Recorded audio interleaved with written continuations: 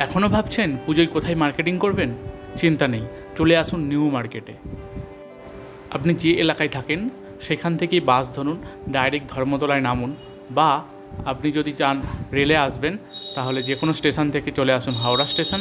এছাড়াও যদি কলকাতার দিক থেকে আসেন বা অন্য কোথাও থেকে আসেন তাহলে নেমে পড়ুন শিয়ালদা স্টেশন। সেইখান থেকে আপনি বাসে করে চলে আসুন ধর্মতলা।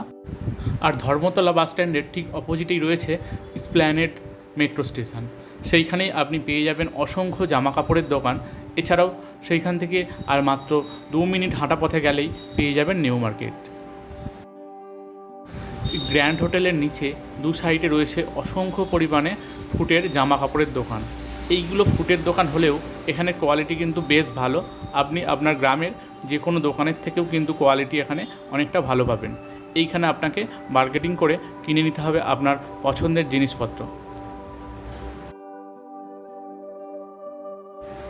এছাড়াও এখানে আশেপাশে রয়েছে অসংখ্য পরিমাণে স্ট্যান্ডার্ড এবং নর্মাল শপিং মল। আপনি চাইলে সেখান থেকেও মার্কেটিং করে নিতে পারেন। তাছাড়া আপনি যদি ব্র্যান্ড খোঁজেন, এখানেও নানা ব্র্যান্ডের শোরুম আছে ছোট বড়। আপনি সেখান থেকে পছন্দ মতো জিনিসগুলি নিয়ে নিন। আপনি শুরু করুন মেট্রো সিনেমা হলের কাছ থেকে, এবং জাদুঘরের কিছুটা দূর পর্যন্ত গেলে আপনি দেখতে পাবেন অসংখ্য পরিমাণে ফুটের দোকান এখানে রয়েছে। এগুলি দেখে নেওয়ার পরে আপনি একটি গলি ধরে চলে আসুন নিউ মার্কেটে, এবং এইখানেও পাবেন আপনি অসংখ্য পরিমাণে ব্র্যান্ডেড জামা কাপড়ের দোকান এবং খাওয়া দাওয়ার বিভিন্ন জায়গা।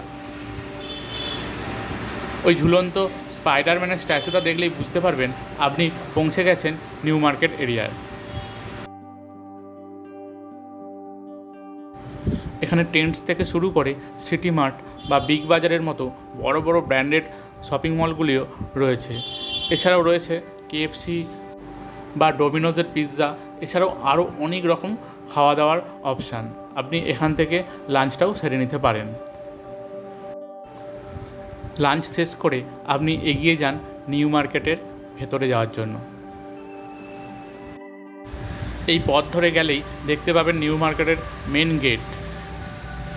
ওই গেট থেকে আপনি ভেতরে প্রবেশ করুন এবং ওখানে পাবেন বিভিন্ন নামি দামি ব্র্যান্ডের দোকান। সেখান থেকে আপনার প্রয়োজন মতো জিনিসগুলি আপনি ক্রয় করে নিতে পারেন। আর একটা কথা বলে রাখা দরকার, পুজোর সময় কলকাতার মার্কেট কিন্তু প্রচণ্ড পরিমাণে ভিড় হয়। তাই এই সময়টাই আপনার জন্য সম্পূর্ণ উপযোগী, এবং আপনি এই সময়টাই কিন্তু মার্কেটিং ধীরে সুস্থে করে আসতে পারেন। তো বন্ধুরা, এই ভিডিওটি এখানে শেষ করলাম। দেখা হচ্ছে পরবর্তী ভিডিওতে হাতিবাগান মার্কেট এলাকায়।